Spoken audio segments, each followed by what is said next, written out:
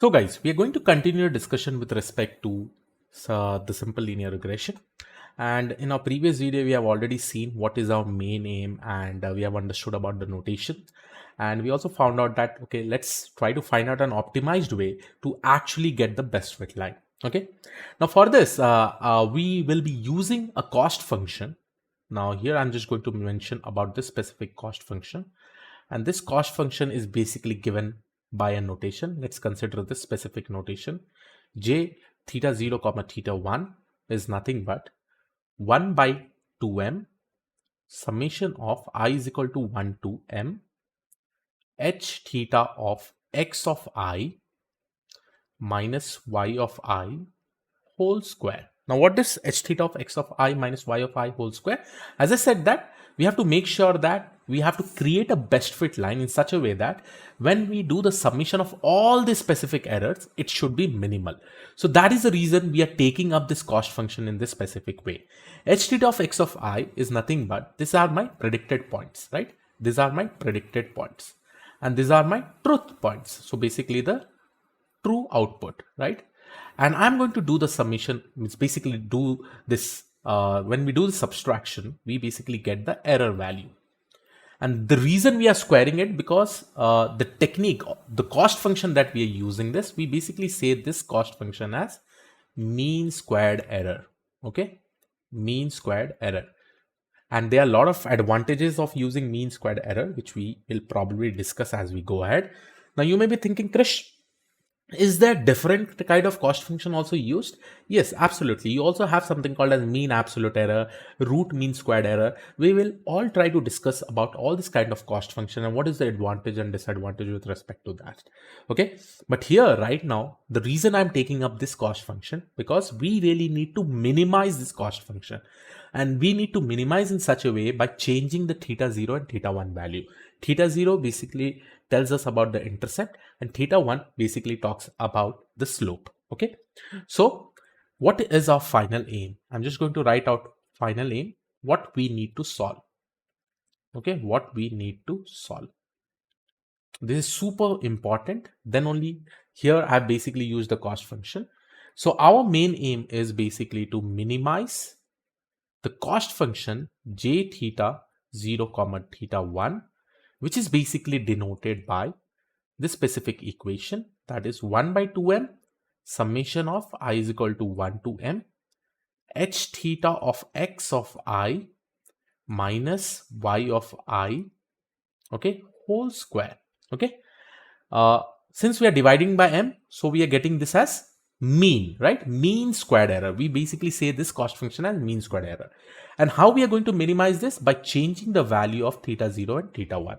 So we really need to continuously change this theta 0 and theta 1 and try to find out the best fit line wherein we do the summation of this particular error, and this should be minimal.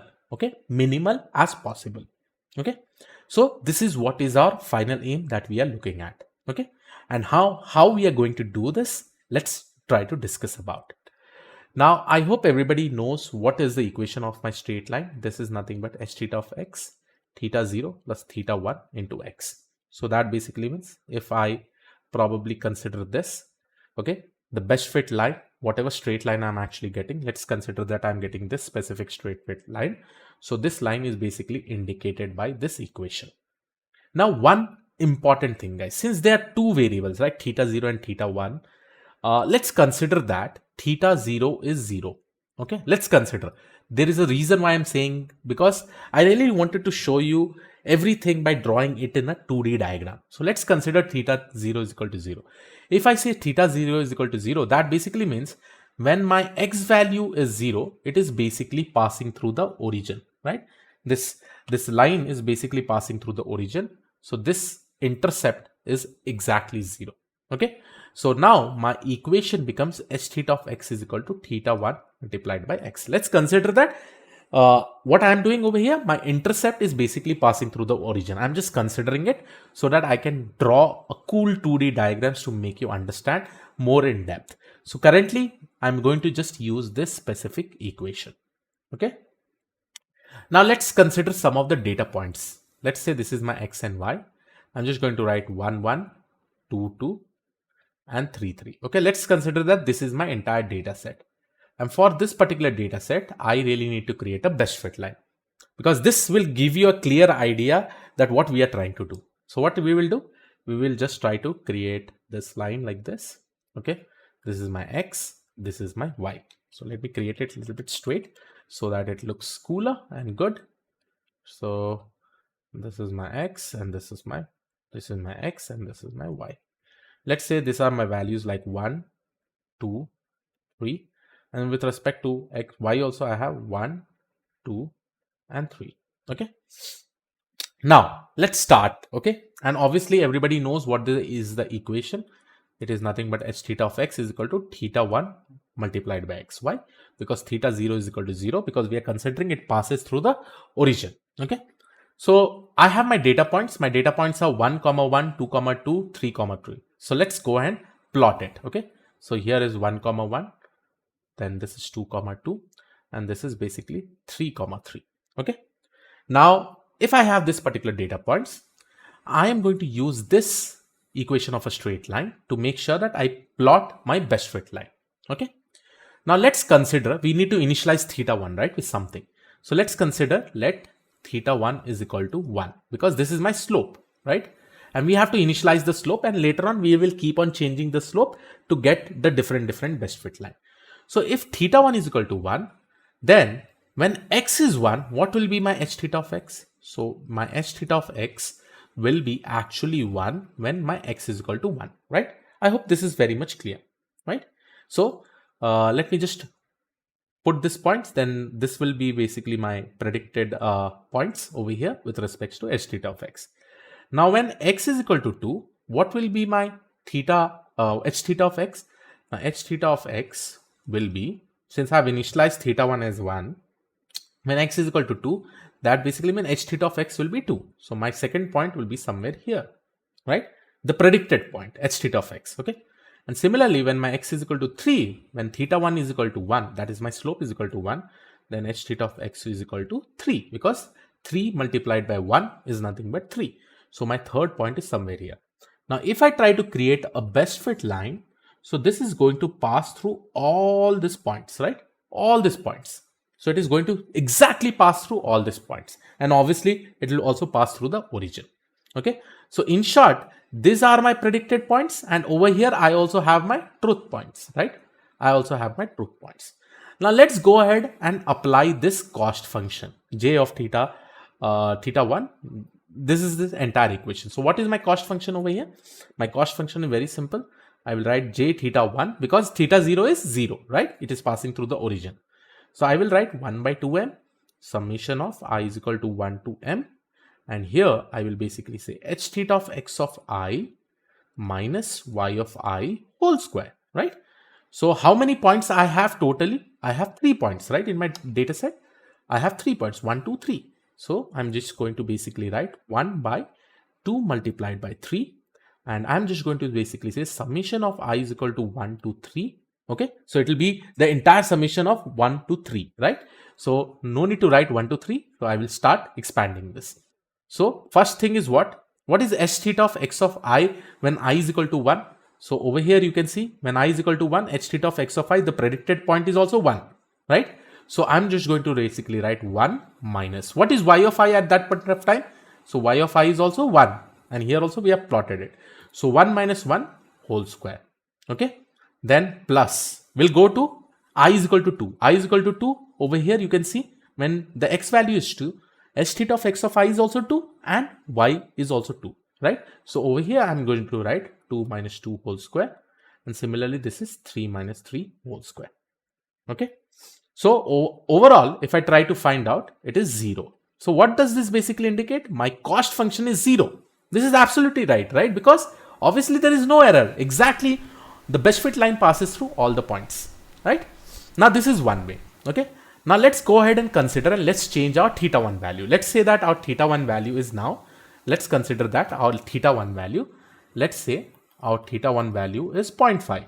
Now if it is 0.5, then what will be h theta of x when if x is equal to 1? So it will be nothing but theta 1 is 0.5, 0.5 multiplied by 1, right? So this is going to be 0.5, right? So when X is 1, so my h theta of x will be 0.5. So let me just denote this particular point over here. It is be 0.5. Okay. Now similarly, when theta 1 is point, and if x is equal to 2, then here you will be seeing h theta of x will be 1, because here we are just multiplying theta 1. Theta 1 is nothing but 1. Okay, 1 multiplied by 2. Sorry, 1 multiplied by, theta 1 is 0.5.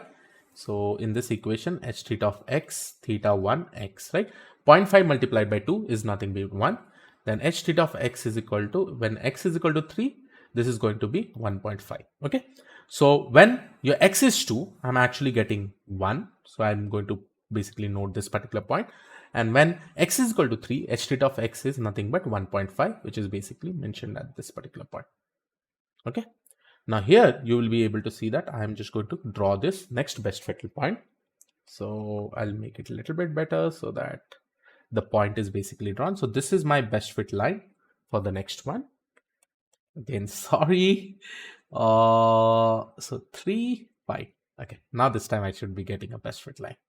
Okay, so this is my best fit line. Okay, now here you should be able to understand that these are my predicted points. This are my predicted points. Okay, now with respect to this, again, let's go ahead and calculate j theta. Okay, j theta of 1. So here I'm basically going to write what is j theta of 1. J theta of 1 is nothing but 1 by 2m. Again, I'll apply the same formula. So this will be 1 multiplied by 2, 1 divided by 2 by 3. And now let's go ahead and try to find out. So when my theta 1 is 0.5, or let me write it down below. Okay, so that you will not miss anything. Okay.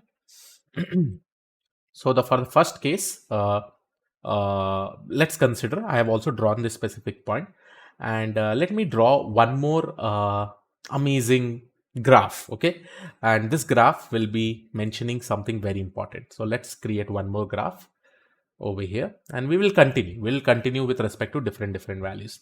This graph is between theta 1 and j of theta 1. Okay, and let me denote it some points like this: 0.5, this is basically 1, 1.5, 2.0, 2.5, right? And similarly, this is 0.5, 1.0, okay, and this is 1.5, and this is 2.0. Okay, so this points, I'm just creating along with this a different graph over here, and this graph basically indicates the graph between theta 1 and j of theta 1, the relationship between theta 1 and j of theta 1.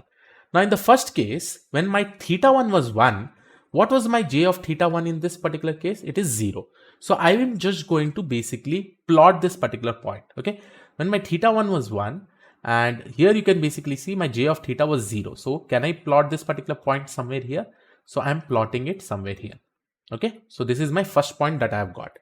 Now with respect to theta 1 as 0.5, let's go and compute my j of theta 1. So j of theta 1 is nothing but, I will start writing it down over here, and you also make sure that you write this particular equation very much easily.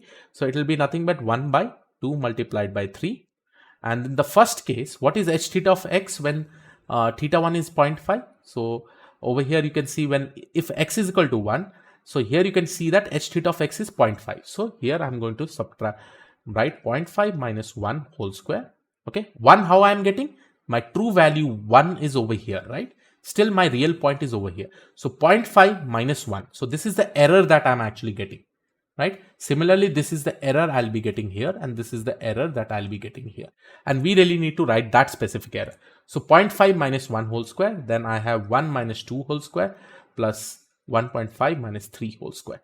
So once I try to find it out, so this will be when my theta 1 is equal to 0.5, right? When my theta 1 is equal to 0.5, the j of theta 1, just try to compute it. You will approximately be getting somewhere around 0.58. Okay, once you do the calculation. So over here, when my theta 1 is 0.5, I'm just going to get j theta 1 as 0.58. So 0.58 will come somewhere here. So I'm just going to make this point somewhere here. Okay, not here, sorry. Somewhere here. With respect to theta 1 is 0.5, I'm going to get the point somewhere here. Okay, and this is that. Okay, now let me consider one more thing. Let's consider what will happen if I consider my theta 1 is equal to 0, if I consider theta 1 is equal to 0, that basically means when x is equal to 1, that basically means what? Theta 1 is 0, 0 multiplied by 1 will be 0. So my first point will be here, my second point will be here, my third point will be here, right? So this will basically be my next best fit line. And obviously the error will still be higher. Then obviously I consider that when I probably try to calculate j of theta 1, if my theta 1 is equal to 0, in this particular case, what will happen? J of theta 1, just try to compute it. It will be very simple. Here I will write 1 divided by 2 by 2 multiplied by 3. And theta 1 is first 0, 0 minus 1 whole square, then 0 minus 2 whole square, then 0 minus 3 whole square, right? So I'm just going to write like this: 0 minus 1 whole square plus 0 minus 2 whole square plus 0 minus 3 whole square. Now obviously this is not the best fit line. Obviously I am going to get my error quite high. So it will be somewhere around 2.3. So j theta 1, when theta 1 is equal to 0, it is nothing but 2.3. Now here, if I try to plot this, when my theta 1 is 0, and I'm getting somewhere around 2.3, which is somewhere over here, right, at this particular point. Now, if I keep on continuing doing with different theta 1 value, after some points, you will be seeing that I will be getting this kind of curve. Okay, this kind of curve. And always remember, when we are trying to get this kind of curve, okay, the main point that I got over here at this particular point, you know that the best fit line was this line, right? At this point of time, my error was very, very less. So I can definitely say this is the point, this is the global minima. This point is basically called as global minima. And we really need to achieve this particular point, or at least near to this point, to say that my error has definitely minimized. My error has been minimized. Why? Because at this particular point, I am actually getting my best fit line. So this entire curve is called as something called as gradient descent. Okay. So this curve is something called as gradient descent. And this gradient descent is super important even in deep learning techniques. Okay.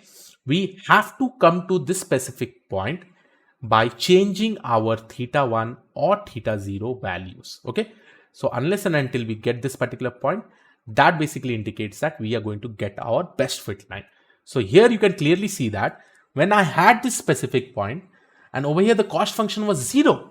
So that basically indicated that I did not had to move much bet over here. And this basically indicated my global minimum. Okay. Global minima. So our aim is that we should definitely try to come to this particular point by moving along this particular gradient descent. Okay. And that is how we should try to change our theta 1 and theta 0 values. Right now, since theta 0 is just passing through the origin, we don't have to change it much. But yes, definitely you got an idea about gradient descent. And our aim, what were we actually planning to do? We were planning to minimize this j theta 0 comma theta 1. Since theta 0 is 0, so I have not written theta 0 specifically over here.